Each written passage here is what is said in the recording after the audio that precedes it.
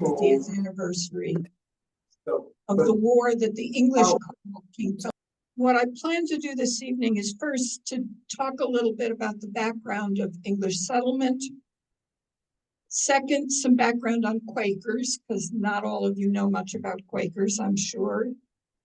Third, talk about the meeting itself and for the aftermath. A quick note about language. I try to use tribal names whenever possible when I'm doing work on indigenous stuff.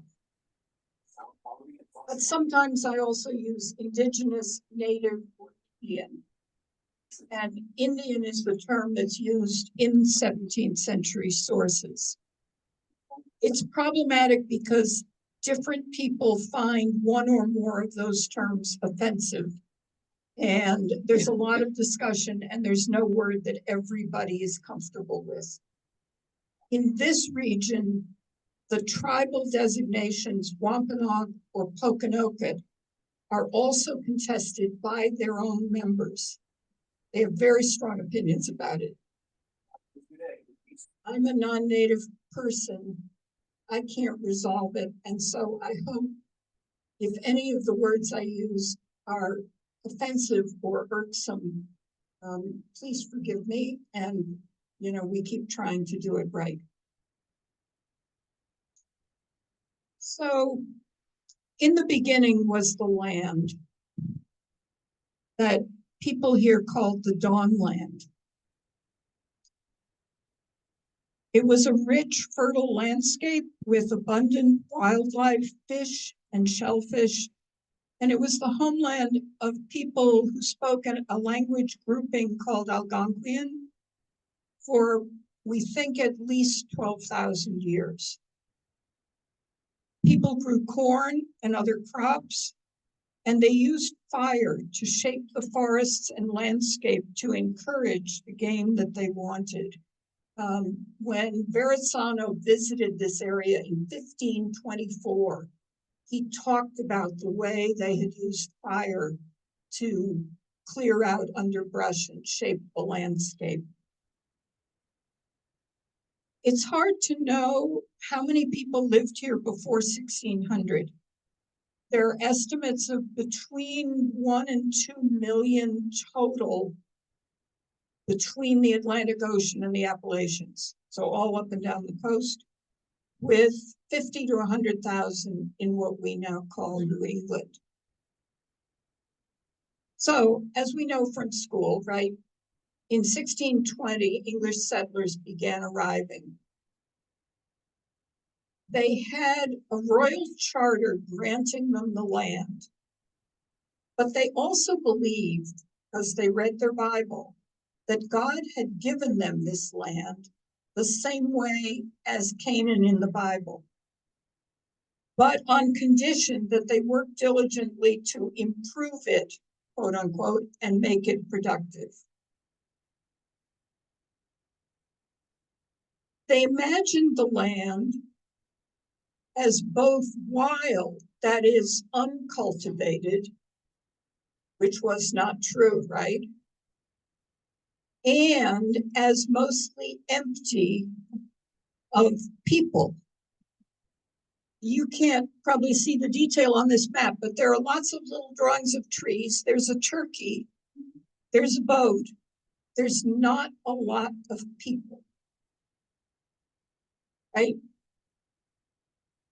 So they saw it, and the propaganda that went back to England was that this was a vast continent of unlimited resources just waiting to be harvested and exploited and sold. So they came believing that they were not just creating civilization out of wilderness. They were actually building the kingdom of God, and they imagined that the kingdom of God looked a lot like the English countryside they were used to. So at first, there were only a few English.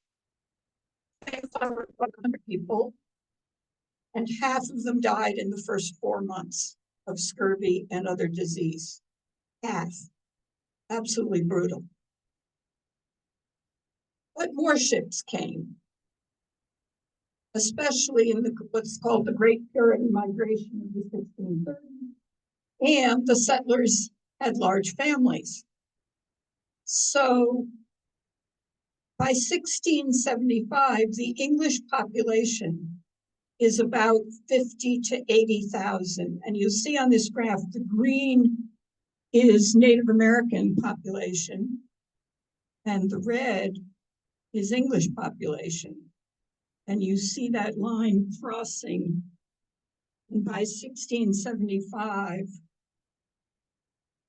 it's way out of balance toward the English.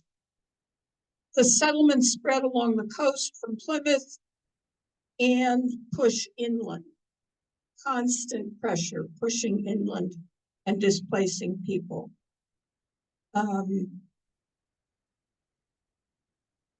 And the town of Rehoboth was part of that spread. Claimed and settled by Plymouth colonists starting in 1645. Mostly in the area that's now Rumford, around where the Newman Church is. When the settlers arrived, they quickly set about transforming the land, improving it as they sought. As Narragansett sachem Miantinomo described it, quote, "These English having gotten our land, they with scythes cut down the grass, and with axes fell the trees. Their cows and horses eat the grass, and their hogs spoiled the plant beds. They put up fences, they drained wetlands, they put dams so they could build grist mills and sawmills along the streams.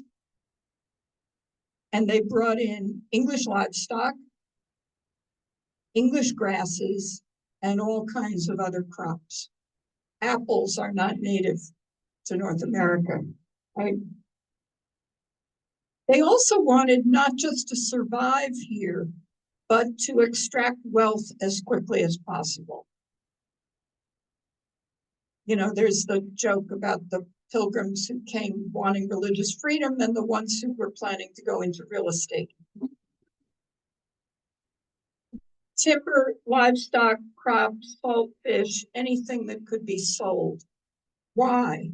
Because to make the journey, they borrowed money from investors in London, which they had to pay back. And they also were dealing with London merchants who supplied the furniture, the farm implements, the clothing, the Bibles, all the things you needed to live an English lifestyle 3,000 miles from England. So money was a thing. They also used land holding, and indigenous sources comment on this. They judged somebody's worth by how much land they owned. You had to own a certain quantity of land in order to vote. And you had to be able to provide your sons with enough land so that they could set up their own farm and vote. So there's continual pressure for more land.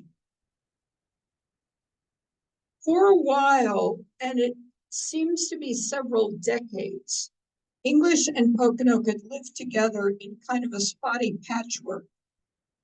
The English accepted that they needed some kind of a signed document from the sachems to really give them permission to use the land.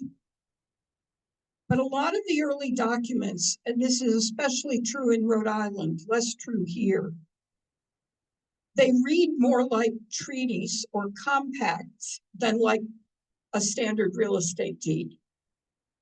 And the two sides' behavior indicates that they did not have the same understanding of what it was that had been signed.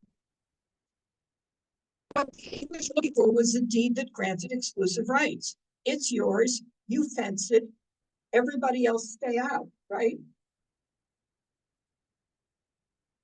Indigenous groups clearly envisioned a much more fluid relational arrangement. They were used to doing that. There were tribes that weren't from here, but that would come when the herring run was, just to get herring, and that was fine. And they worked all that stuff out. So there are continual conflicts, and they're clearly documented in the colonial records. English oxen, horses, and hogs would get into the Indian corn, either the fields or the storage pits. As Bianzanomo said, the hogs would get into the clam banks. Indians, quote unquote, trespassed a lot on English land. Hunting, fishing, just hanging around. There was ongoing tension about whether it was okay for Indians to own guns. Was it okay to sell Indians guns? They wanted the guns. Why? For hunting. But there was always a risk of rebellion. And so there's an ongoing debate. Periodically, either the town or Plymouth Colony would agree to pay the Indians for damage to corn. It happens over and over again. One Rehoboth man was fined for going into an Indian Witu, the house, and taking, as payment for a debt, taking some goods and a child. Another man was charged with attempted rape of an Indian woman. The English courts also imposed fines on Indian offenders for trespassing, for damage, for whatever. And when they couldn't pay those fines because they didn't have English money, the sachem would be asked to sign over more land to cover the debt. All right? So this is the story from 1620. 75. All right, Quakers. How did Quakers fit into this?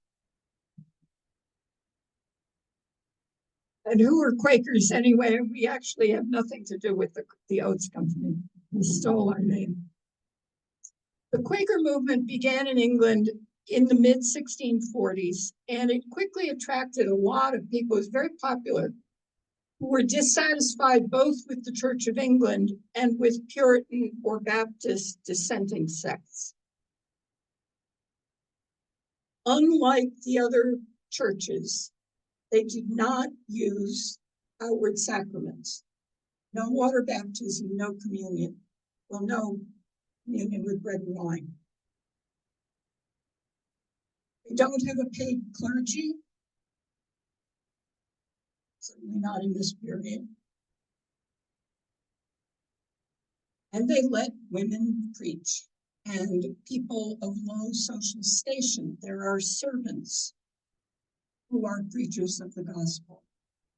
You did not, as they say, you did not need a degree from Oxford or Cambridge to preach the gospel. The movement spread from England first to Wales, Ireland, and the continent. And then by the mid-1650s to the American colonies from Barbados to Boston, actually up to Dover, New Hampshire. The first Quaker ministers arrived in this area in the mid-1650s. They set up Quaker worship on Aquidneck Island, Newport and Portsmouth, and in Sandwich and Salem, Massachusetts. Many Quakers were jailed for preaching, especially in Boston. The Boston authorities did not like them. And in 1660 and 61, 4 of them were hanged, including Mary Dyer of Portsmouth. I'm also descended from her. She was a grandmother before she was hanged. Richard Williams welcomed them in Rhode Island. He hated their theology, totally disagreed with them, but allowed them to come. And many of the prominent Portsmouth and Newport families became Quaker. In Rhode Island, Not in Massachusetts. Quakers often served as governors, deputies, and other colonial officials, and that continues at least through the Revolution. Now, in England, Quakers had a reputation, still kind of had a reputation, for challenging the prevailing social order. In England, they rejected petty marks of social class, titles, dress codes, and the use of you, the plural form, for persons of high social standing. In that era, English was like Spanish or French, where you have to use vous to your elders and tu only to, children, women, and dogs. Quakers refused to do that. And so the thee and thy is very typical Quaker speech. I don't see nearly as much of that challenging spirit among Quakers, especially in Newport, where many of them were among the wealthy elite. Although they do use the plain speech. They also don't seem, as far as I can tell, to question the underlying logic of colonization and land dispossession. Quakers did over time develop a reputation for peaceful relationships with indigenous people. William Penn's treaty with the Lenape is often cited. There are many paintings of it. I'm not as convinced as before. One major difference between Quakers and their neighbors, whether congregational, Baptist, Anglican, whatever, was that they refused fighting wars. And even training with the militia was grounds for disownment. That caused a lot of tension with town officials who were eager to have all able-bodied men in the militia. When disputes arose within the meeting among the Quaker members, the prescribed practice, and this is biblical, was to submit them to a neutral arbitrator within the meeting. You do not go to court against another Quaker. So that's what the Quaker participants would have brought with them as an expectation in this meeting with Metacom. So that brings us to the meeting itself. By mid-June of 1675, everybody expected something was going to happen. The tension had just been building. There were a lot of particular issues that I won't go into. There was a campaign by the Puritan leadership to try to convince the various sachems not to join an attack. So Massachusetts Bay, Plymouth, Connecticut, all send out delegations to try and meet with the sachem in their area to say, don't, whatever you do, don't join and fight. Even Roger Williams, who by that time was an old man, joined a delegation to meet with the Narragansett leaders he had known for like 40 years and had a good relationship with. And the meeting with Metacom seems to have been part of this coordinated effort, although I cannot find evidence of coordination, but it's all happening at the same time. There are two written English accounts of this meeting. John Easton's relation, known as Easton's relation, was published shortly after the meeting, within a year, in London. There's a somewhat different and much less detailed account attributed to John Borden, which first appeared in print in 1859, based on an oral account by Rhode Island Governor Stephen Hopkins in about 1780 as an old man, 100 years after the war, and 65 years after John Borden died. So there's some long oral transmission before it gets written down. Neither account names the other man or the other participants, but they must describe the same meaning. They can't be true, right? The indigenous community also retains memories of the events leading up to the war, and these were passed down orally, and they're referenced in an 1836 eulogy for King Philip by Pequot minister and writer William Apis, and the 1970 National Day of Mourning speech by Aquinnah-Wampanoag leader Frank James, the beginning of the National Day of Mourning in Plymouth. So, who are these three men? Metacom, also known as Philip, his English name, was the younger son and successor of Usamequin, the Massasoit or great sachem who met with the Pilgrims in 1620. Metacom's base was at Montauk or Mount Hope in Bristol, and the English leaders saw him as the paramount leader of all indigenous groups in the region. It's not at all clear how true that was. Native groups, like the various English colonies, had their disagreements. They had complex relationships, kinship ties, and differences of opinion. And we know that not all of them agreed with Metacom's approach. But the English treated him as the George Washington, the guy who could say yes or no to a war. John Easton and John Borden were both second-generation settlers and second-generation Quakers. Their parents had followed Anne Hutchinson from Massachusetts when she was chased out to Aquidneck Island in 1638. And when Quaker missionaries arrived 2 decades later, many of Anne Hutchinson's followers become Quaker. It's like a ready-made little pool of people who go, oh yeah, women preaching, yeah, that's fine.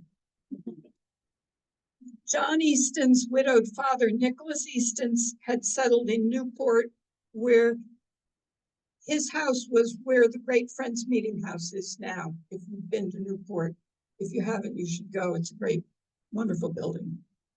And he served many terms as governor of the colony.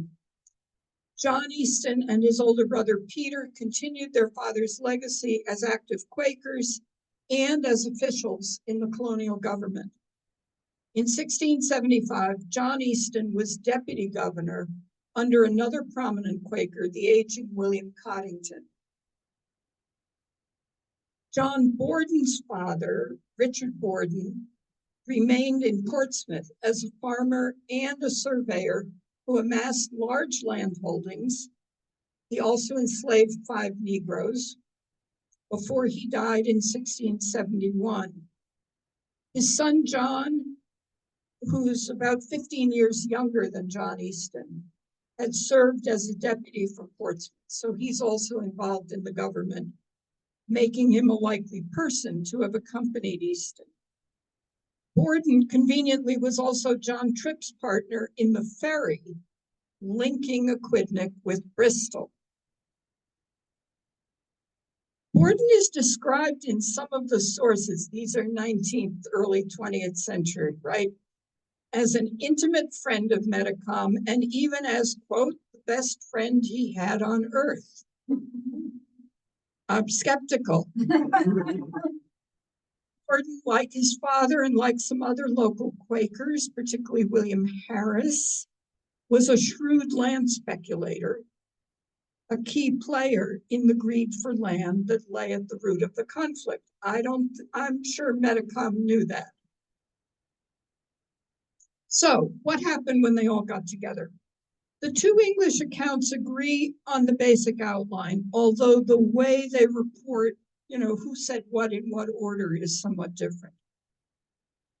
The Rhode Islanders convinced Metacom to meet them not at Mount Hope, but a few miles south at Tripp's Ferry Landing, which is pretty much right now, it's pretty much under the Bristol end of the Mount Hope Bridge.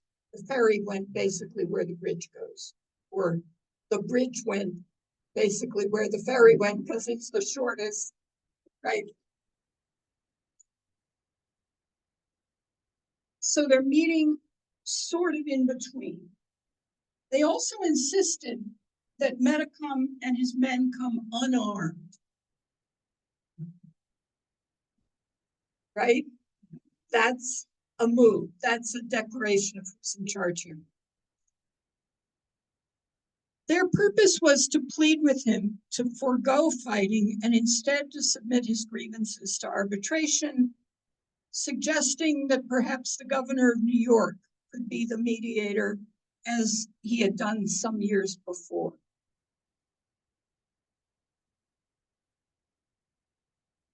There's the view from under the Mount Hope Bridge looking toward Portsmouth. But Metacom refused. His experience, there we go. His experience, he said, was that the English arbitrators always favored the English, and each time he submitted to arbitration, was less land than he wanted. Instead, he used the meeting to recite all of the resentments and grievances that had accumulated over 55 years of coexistence. And as he tells it, and as John Easton records all of this, so he heard it. When the English arrived in 1620, they were cold, hungry, sick, and dying. They were not prepared for a New England winter. They didn't have supplies to sustain them all the way until the fall harvest. And Usamequin took pity on them and decided to share food. And the Pilgrims also just took food when they found it. And in the spring, showed them how to plant corn.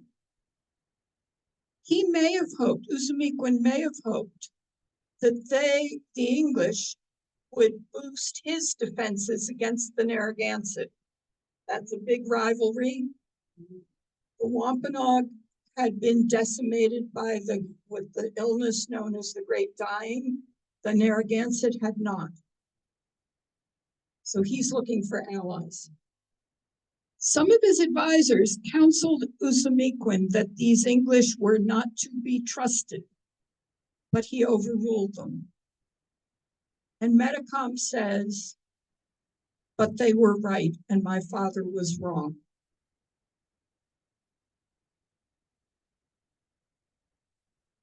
Metacom also explained, and again, this is reciting things that have been talked about over and over again, that the English settlers used superior power and various forms of cheating to get more land.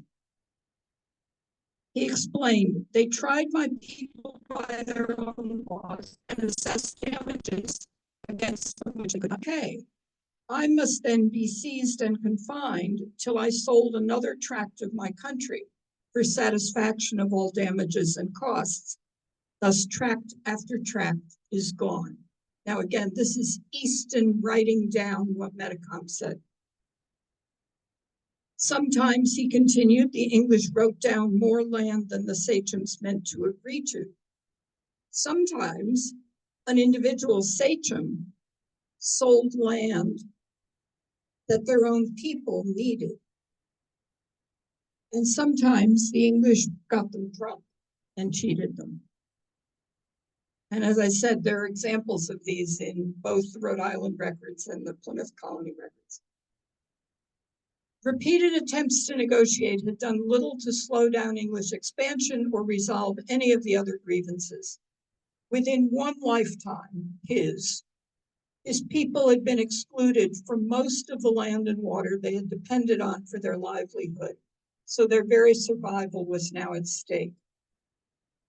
Easton and Borden heard and recorded Metacom's complaints, but they had neither the authority nor the desire to offer what the indigenous community really needed: access to land, hunting, fishing, corn planting, ceremony, and all the patterns of their communal life as it existed before 1620.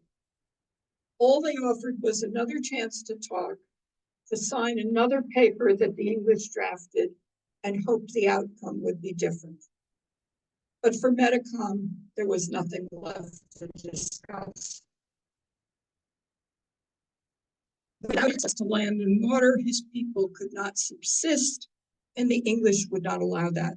So he concluded, I am determined not to live until I have no country. He saw no alternative but to fight for survival. So the meeting ended. The Rhode Island people take their boat back to Aquidneck, and the Indian communities prepared for war, and frankly, so did the Puritans. This is right at the summer solstice, a time when there would have been social gatherings anyway. And there would have been storytelling, including stories of what happened during the Pequot War, which was brutal in its own ways. Not here, but over in Connecticut and really up to the Rhode Island line.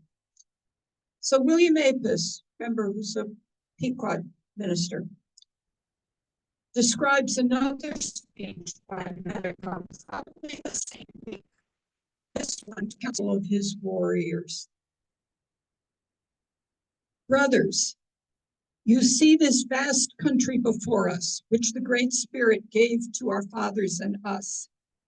You see the buffalo and deer that now are our support. Brothers, you see these little ones, our wives and children, who are looking to us for food and raiment. And you see now the hope for you, that they grow insolent and bold, that all our ancient customs are disregarded. The treaties made by our fathers and us are broken, and all of us insulted. Our council fires put out, our brothers murdered before our eyes, and their spirits cry to us for revenge. Brothers, these people from the unknown world will cut down our groves, spoil our hunting and planting grounds, and drive us and our children from the graves of our fathers, and our women and children will be enslaved. So both sides were ready for war, but each side wanted the other one to shoot first. Right? You always want to be the defender. Within days, some Indian men and boys raided an English farm near Swansea. An English boy shot at them, fatally wounding one. The next day, more Indians returned and killed the boy, his father, and several others. And was often running by the end of June. It's full-scale warfare. The Rehoboth-Taunton area was the scene of fighting through July, with several men killed and some houses and barns burned. And I have to say, arson is one of the major weapons of the war on both sides. You have guns, but the arson is in some ways, it's the equivalent of drones, right? Or bombing is arson. Rehoboth, particularly the settled area around in Rumford, was burned basically in total in March of 1676. The records say 45 houses, including 4 garrison houses where people had gone to shelter, 21 barns, and all 3 mills. Providence also burned to the ground. There's nothing in Providence that dates from before the war. And English forces inflicted similar damage on Indian villages and encampments. The picture on your right is a modern rendering of the Great Swamp Massacre in December of 1675. Absolutely catastrophic. And mostly women, children, and elderly. The war overall was a catastrophe. It was a catastrophe. It killed an estimated 10% English settlers and up to half of the remaining indigenous people, especially able-bodied men. So think about what that does to a community. The English also took numerous captives. There were some captives taken by Native people. You may have read the Mary Rowland's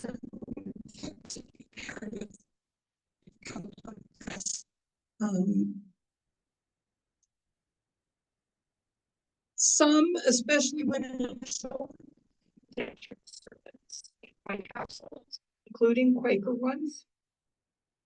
Many of the men were sold into slavery or exchanged in the Caribbean or Bermuda for enslaved Africans. Enslaving able-bodied men in the community that they come from, not a good idea. They run away. So they took them to the Caribbean, brought back Africans. Some of them later came back. In mid-August of 1676, so 14 months into the war, Quaker himself was killed and beheaded, and his head was hung on a pike in the middle of Plymouth for 25 years. 2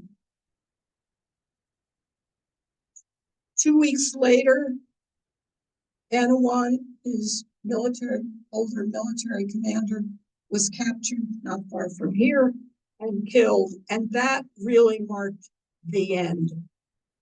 Quaker minister William Edmondson, who was visiting from Ireland at the time, noted that after Philip's death, quote, the heat of the Indian War abated and the indigenous forces were destroyed and subdued, although the fighting would continue for another 2 years north of Boston, up into New Hampshire and Maine. Well, it was then Massachusetts, but now it's. But it was over. English prevailed. English authority, English courts, and English land practices would control the region's development. While indigenous people continued to live in the region continuously, did their best to maintain a strong cultural identity, after 1676, it was clear that they did so under English rules. As later Quaker historians sometimes view this Easton Borden delegation as an early example of Quaker peacemaking. But to me, it seems more properly to stand as a caution about trying to protect over the causes of the conflict that is leading to the war. Thank you very much. And I